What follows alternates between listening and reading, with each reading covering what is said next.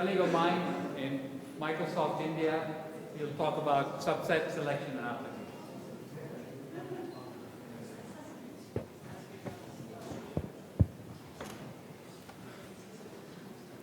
First of all, I would like to thank the organizers for inviting me to this workshop. So I will be talking about sampling techniques for subset selection. And since Simon's workshops are also about cross-pollination of ideas across domains, I will also briefly touch upon some of its recent applications that people have found in machine learning and approximation algorithms. So why do we sample and when do we sample? So one of the scenarios where sampling is useful is when data is formidably large. So we want to subsample parts of it, run our algorithms on this small part, and still get good approximation guarantee. So if you are into algorithms, you may think of sketches. If you are into computational geometry, you may think of core sets as examples. Sometimes we might also do sampling to do feature selection or dimension reduction. And most of these sampling techniques, they are randomized algorithms which help you hedge your bets against the adversary. So here is the outline of the talk. I will be talking about low-rank matrix approximation problem and SVD. I will tell you about the row-column sampling techniques that are used in low-rank matrix approximation. And then I will describe some of the other areas that this is related to. One of them is determinantal point processes, and the other is rounding of Lasserre SDP solutions. So here are the two important references that I would like to bring your attention to. One is DPPs for machine learning by Kulesha and Taskar. This was, they also had a tutorial in ICML last year. And the other one is Guruswami-Sinop paper on rounding of Lasserre SDPs, where they used techniques for row-column subset selection from low-rank matrix approximations. So data is usually structured with some noise. And in matrix data, the structure is often captured by an underlying low-rank matrix. And this low-rank matrix is typically recovered by using singular value decomposition. So these are, this slide and the next slide is for general audience. Please don't be offended if this is too trivial. So for example, in image data, if you look at the low-rank matrix underlying it, this gives you image compression in some sense. The other example here is this DNA microarray data or gene expression data, where you have genes and samples, the DNA samples from patients, and each entry represents how much a gene is expressed in that DNA sample. So even here, people like to use low-rank approximation, although they are, what the biologists want is a subset of genes that are responsible for a particular disease. So here, instead of a low-rank approximation, what you actually want is a subset of rows or columns or a subset of features. So in general, these matrices are of the following type, that one of the dimensions describes objects, the other dimension describes features, and each entry represents how much that feature is exhibited by that object. And typically in this subset selection problems, we actually want to find a subset of features, saying that these are the most representative features for this data set, or we want to find a subset of objects, saying these are the exemplars. Singular value decomposition is a decomposition of any matrix into rank 1 matrices. So any matrix can be decomposed into these rank 1 matrices, and the top singular components or the top k rank 1 components, they describe in some sense the structure in the data, and the later components, they are basically treated as noise. And this is how SVD is used. So low-rank approximation problem is the following, that we are given an n by d matrix, and we want to find another n by d matrix of rank at most k that minimizes the Frobenius norm of the distance between A and B. And this Frobenius norm, the squared Frobenius norm, is sum of squares of the entry-wise differences between these two. And we know that, in fact, using basic linear algebra, one can show that the best rank approximation in this case is exactly given by the top k components in the singular value decomposition. And geometrically, if you think of it, the matrix B is actually projection of the rows of A onto the span of the top k right singular vectors. So in subset selection, we want to approximate this span using span of some rows of A, instead of using the span of the top k singular vectors. So the other motivation here is SVD computation takes, even though it's in polynomial time, it takes time minimum of nd squared and n squared d, and that is not fast enough for large data streams. So another drawback of SVD is that SVD gives you these singular vectors, which are linear combinations of features or objects, whereas we rather want a meaningful answer, which is a subset of features or objects instead of linear combinations. So can we do better than SVD? That was the motivation for many of these sampling techniques in low rank approximation. And the sampling of rows or columns, subsets, it can also be thought of as dimension reduction. So one can beat SVD by just doing Johnson-Lindenstrauss. So if we multiply the matrix, the given matrix A, with a random matrix with IID Gaussian entries, and reduce its dimension as follows. So we multiply it with R, which is d by t, and t is log n over epsilon squared. And if we do this projection followed by the usual SVD, after the projection we can do the usual SVD because we have already reduced the dimensions of the matrix. So instead of an n by d matrix, now it will be n by t.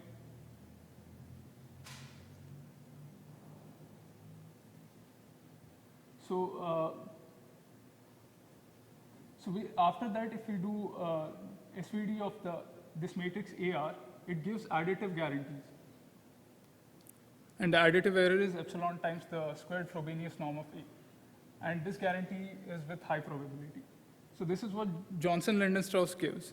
But we can do much better by using squared length sampling of Fries, Kandon, and Vempala. So the squared length sampling says the following. If we pick roughly k over epsilon rows of A, where the probability of picking the ith row is proportional to its squared length. So if we pick k over epsilon rows like this, take their span, project all the rows of A onto this span, and then compute the SVD of this projected matrix, then we still get this additive guarantee, which is good.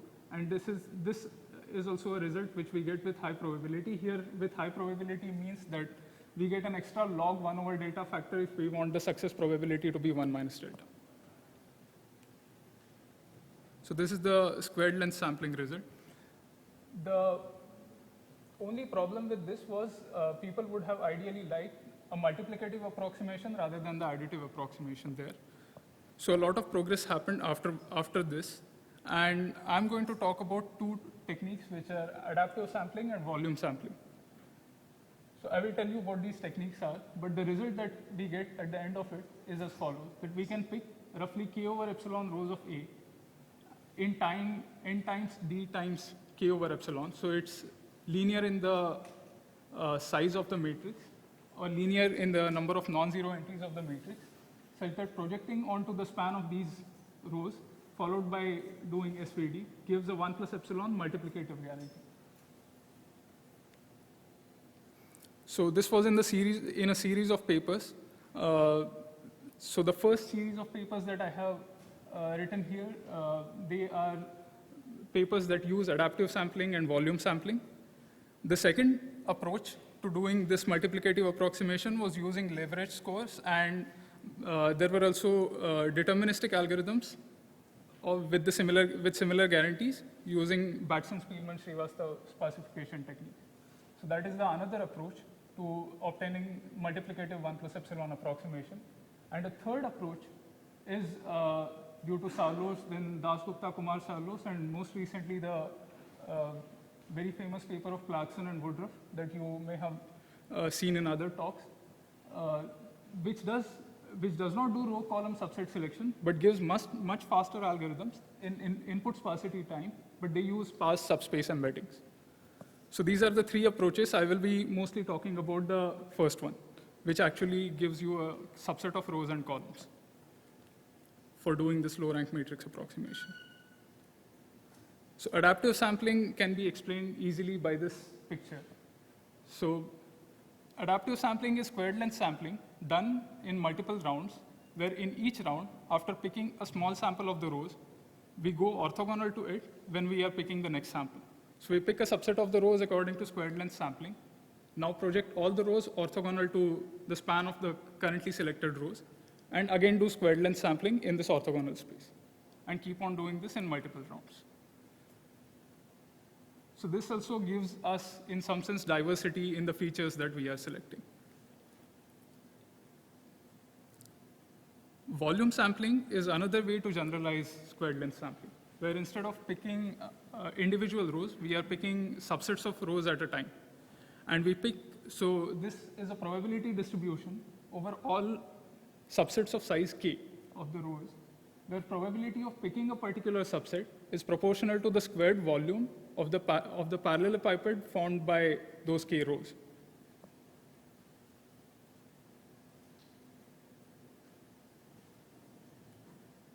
So if we look at the special case of k equals 1, then this gives exactly the squared length sampling.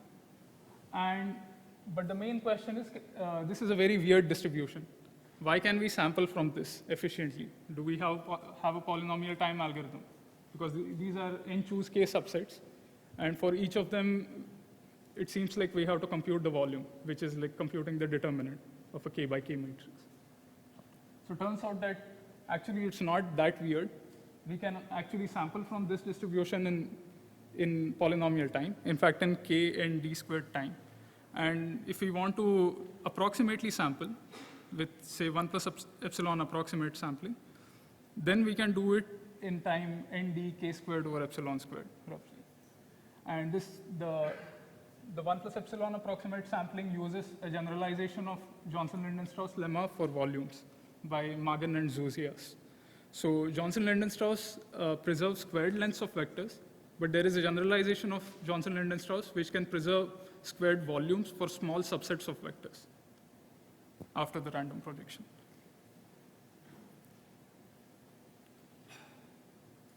Okay.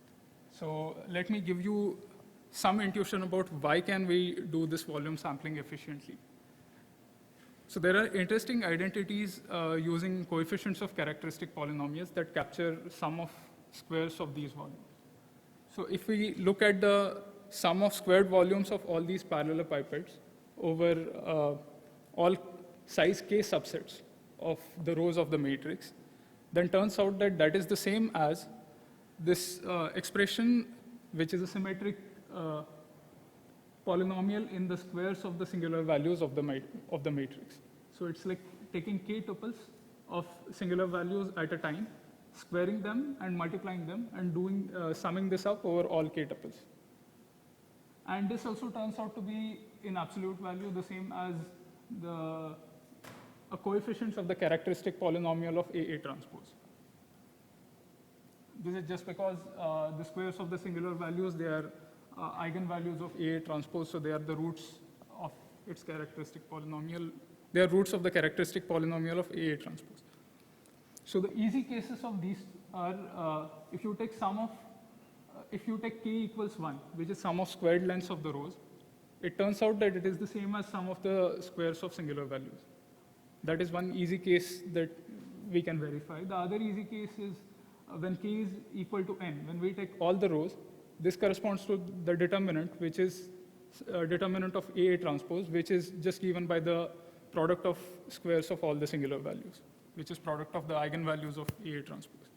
So these two are the extreme cases, but it is in general true for any k, and it's not very hard to show. But this is a good identity which comes to our help. The first identity is also useful while showing that volume sampling actually gives something useful for low rank matrix approximation. Because in low rank matrix approximation, the objective that we have is to minimize sum of squared lengths of all the points or all the rows from a particular span, particular k-dimensional span. So if we pick this k-dimensional span as a span of a subset, And if the subset is picked according to its squared volume, then when we look at the expectation, the expected error, that is the expected squared distance of a point from this span, it becomes the squared distance of this point from the span times the volume of the k vectors that we have picked, whose span we are using. So this product becomes a volume of a k plus 1 dimensional object. So it's a volume of the parallelepiped of k plus 1 rows, which includes the k rows that we have picked and a single point for which we are measuring the error, which is distance to the span. So this is how the expectation can be converted into a sum over squared volumes of k plus 1 subsets. And again, we can use this expression using singular values, symmetric polynomials in the squares of singular values. And that is useful in proving theorems about how volume sampling gives good approximation guarantees. The other interesting thing here is the other expression I have stated. So that is the reason why we can do volume sampling efficiently, because there is a nice expression for the marginals. So if we want to find the probability that a particular index belongs to a random subset picked according to volume sampling, so that is proportional to the sum of squared volumes of all the subsets, size k subsets, which contain this index.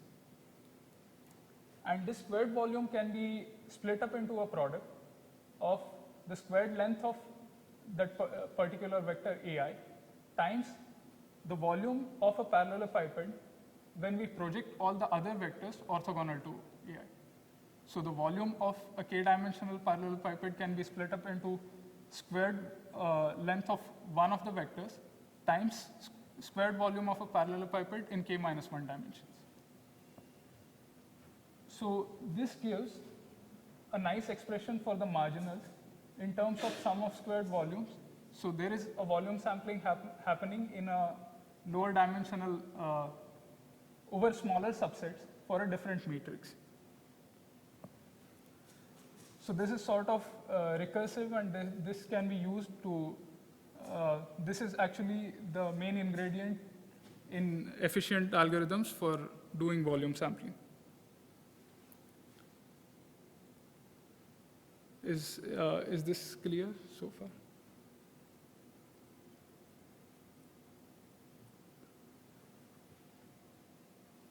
The other thing that one can do with volume sampling is, because of these expressions, volume sampling can be de-randomized using the method of conditional expectations.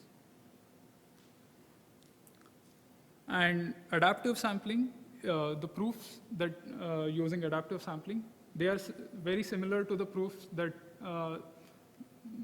proofs for squared length sampling. And both of them, they use only pairwise independence. So even those proofs can be de-randomized. So if you are not comfortable with randomly picking a subset, if you want a deterministic way to pick a subset of rows or columns, both volume sampling and adaptive sampling can be de-randomized. And eventually combining these, we can get a deterministic row column subset selection of very similar to the results of Boutsidis, Renias, and Magdan-Ismail that used instead the Batson-Spielmann-Srivastava sparsification technique. And this volume sampling also provides efficient rank-revealing RR-QR decompositions. So if you are from numerical linear algebra, you may be familiar with these RR-QR decompositions. And this helps improve the previous known algorithmic results for constructing RR-QR decompositions due to Gu and Eisenstadt. And to get the 1 plus epsilon approximation, actually I haven't told you how to get that. One way to get this 1 plus epsilon multiplicative approximation is to either do volume sampling to pick k over epsilon, roughly k over epsilon rows of A, and then just using their complete span. But that will be a bicriteria approximation, because at the end of it, we are not getting a k-dimensional subspace, we are instead getting a k over epsilon dimensional subspace. So it's a bicriteria approximation. So we can either do that, or if you want a k-dimensional subspace, then there is a way of combining volume sampling with adaptive sampling. to get this.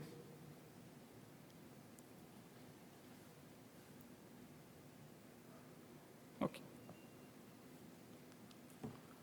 Now, it turns out that volume sampling is a special case of something called as determinantal point processes, which arise in quantum physics and random matrix theory. So these determinantal point processes, or DPPs, they capture many interesting distributions, including random spanning trees and graphs, non-intersecting random walks, or eigenvalues of random matrices, etc. So DPPs, are determinantal point processes, are actually distribution over all subsets of n, instead of just subsets of a fixed size k, such that for a random subset R, the probability that a particular, some other subset S is contained inside R is equal to a principal minor of a positive semi-definite matrix. So M is a positive semi-definite matrix, and the DPP corresponding to it is given as follows. So M is a positive semi-definite matrix whose eigenvalues lie between 0 and 1, and DPP is a distribution over all subsets of 1 to n, such that for the random subset R produced by DPP, the probability that another subset S is contained in R is equal to the determinant of the principal minor of M given by the subsets of rows indexed by subsets of rows of M indexed by S, and the subset of columns also indexed by S. So DPPs are more general, and DPPs capture many other interesting distributions, and DPPs also have efficient sampling algorithms for the same reason that I told you why volume sampling has efficient sampling algorithms. So there is this survey by Ben Ho, Krishnapur, Paris, and Vira, which is about DPPs from math and random matrix theory perspective, which is very interesting. So now coming to the applications of this. So DPPs have found applications in machine learning. So volume sampling, adaptive sampling, or in general DPPs, they try to pick a subset of rows or a subset of features that are diverse, in the sense that they try to pick things that are more orthogonal to each other. So there is this monograph called Determinantal Point Processes for Machine Learning by Kulesza and Tusker, which gives lots of applications of DPPs and KDPPs. They call volume sampling as KDPPs, where we pick only subsets of a fixed size K. So these are used for pose estimation in group photographs, or summarization of news articles, or just plain diversity in image search. Because KDPPs and DPPs, they pick feature vectors which are sufficiently different from each other. The other place where these have been used is in this method called as Nystrom method. So Kumar, Mohri, and Talwalkar, they used adaptive sampling to speed up kernel algorithms for image segmentation and manifold learning.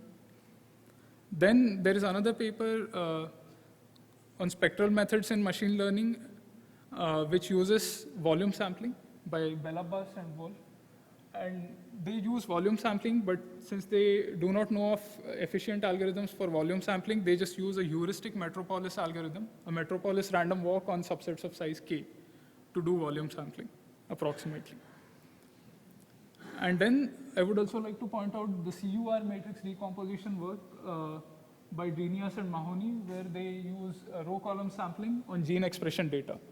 But this is done using leverage scores, so sampling according to leverage scores, which you saw in talks by Drinius and Mahoney, Petros and Michael before.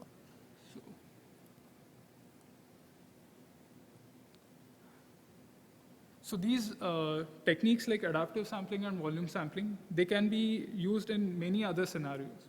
So for example, let me give you one scenario of clustering. So in k-means clustering, we are given points say n points, A1, A2 up to An in a d-dimensional Euclidean space. And we want to find k centers that minimize the sum of squared distances of all points to their nearest centers respectively. So Lloyd's iterative method starts with k initial centers, computes the corresponding clusters, then reassigns the centers to the means of these clusters and iterates. But the guarantees that we have are very poor. In fact, it does not have, Lloyd's method does not have good theoretical guarantees, and it converges only to a local optima.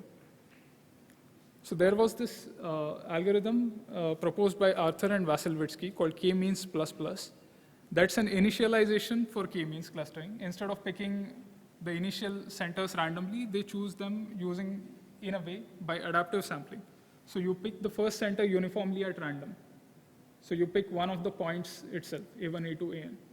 That is your first center. The second center is picked as, again, from the given point set, but with probability proportional to squared distance from the first center.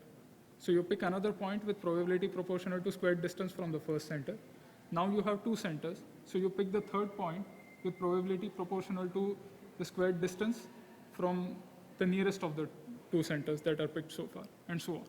So this is adaptive sampling in another guise. And this apparently gives log key approximation in expectation. So this is much better than Lloyd's. And turns out that if you are willing to settle for a bicriteria approximation, then you can even get a constant factor approximation. So if you pick approximately 2k centers, then you can get a constant factor approximation with high probability.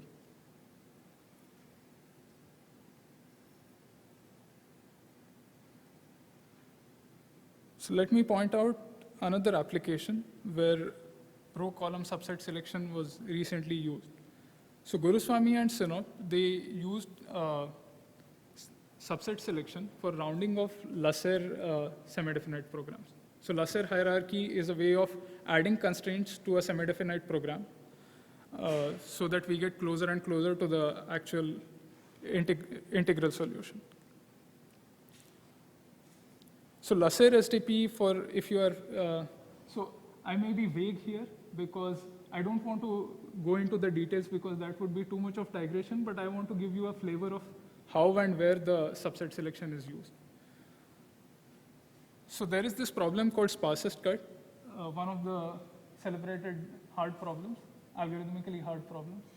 So Lasserre SDP for sparsest cut problem, it produces vectors.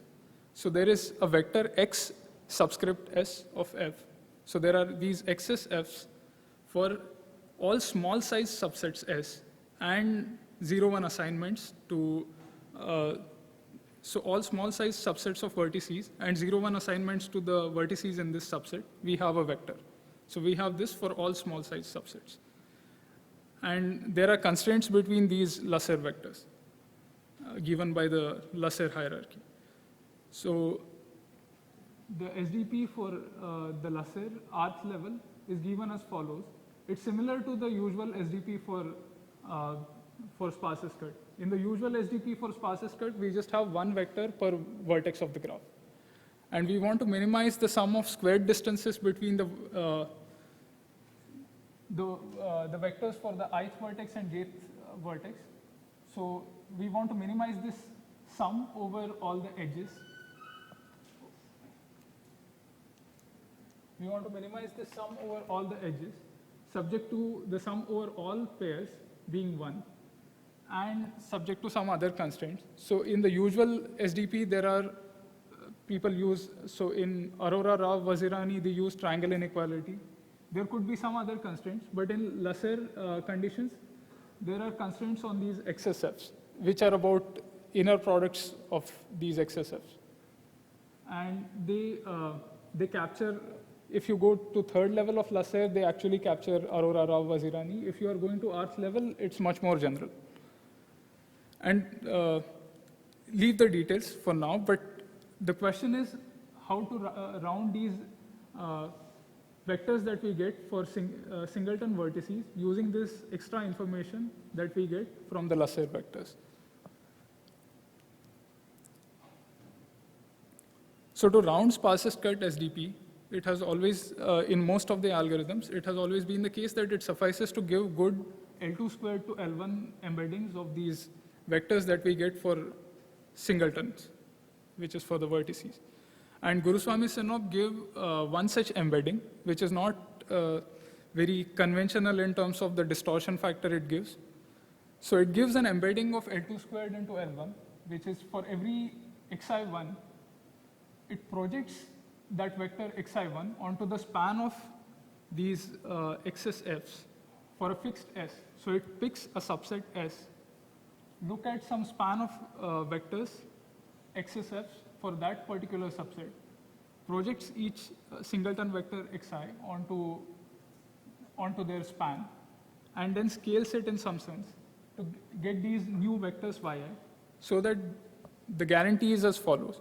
The L1 distance between yi and yj is approximated by the L2 squared distance between the vectors xi and xj. I'm calling xi1 as xi. So the L1 distance after the projection is roughly the same as the L2 squared distance before the projection, except for this caveat that the distortion factor is not a number. The distortion factor is, it is sandwiched between the L2 squared before and the L2 squared distance after the projection. So we don't have a number here, we have the L2 squared distance after the projection onto the span. And this is where they use row column subset selection to pick an S, which gives a good approximation guarantee for what happens to sum of squared distances after we project onto a span of a subset of vectors from the given set itself. For more details, I encourage you to look at their paper and subsequent improvements. So to summarize, adaptive sampling and volume sampling are generalizations of squared length sampling, which have been useful in low rank matrix approximation. And volume sampling is actually a special case of these things called as determinantal point processes, which are extremely useful. They have found some applications in machine learning and also in random matrix theory. And it would be very interesting to see its more and more applications in computer science and algorithms. And I have told you a few applications of these in clustering, machine learning, and optimization. It would be good to see if there is a unified approach to many problems. Thank you.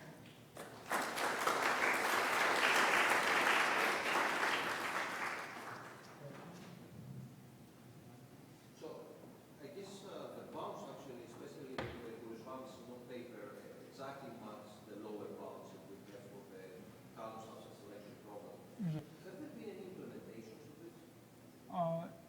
Implementations of volume sampling? Volume sampling in application to see what columns it actually picks and how well it performs in the data? So in machine learning, yes, so Kulesha and Tusker, they use exactly volume sampling. And have they done the more recent algorithms that Yes.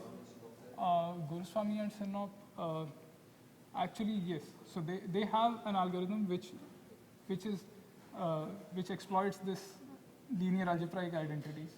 So it's basically the same, although they don't really need, I don't think they optimize their algorithm. So maybe, yeah, but otherwise they have the implementation.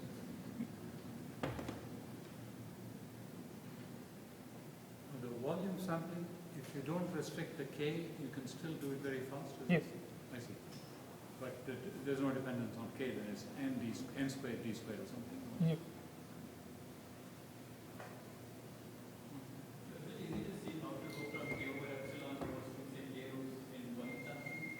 Come again? So is it easy to see how to go from K over epsilon rows to K rows in volume sampling in the algorithm that we showed? K over epsilon to K rho. K rows, Sampling K over exactly. epsilon rows. Yes. So is it easy to see how to get a row approximation to get a volume sampling with exactly K So so if you want to use exactly K rows using volume sampling, the approximation factor you will get is K plus 1, which is very bad. So you just put epsilon equal to 1 over K. So what you can do is to get 1 plus epsilon, what you have is you have K plus epsilon rows, But in their span, there lies a k-dimensional subspace, which is very good approximation to the span of the top k singular vectors. So in a sense, you can get k vectors, each of which is linear combination of a fixed subset of k over epsilon rows.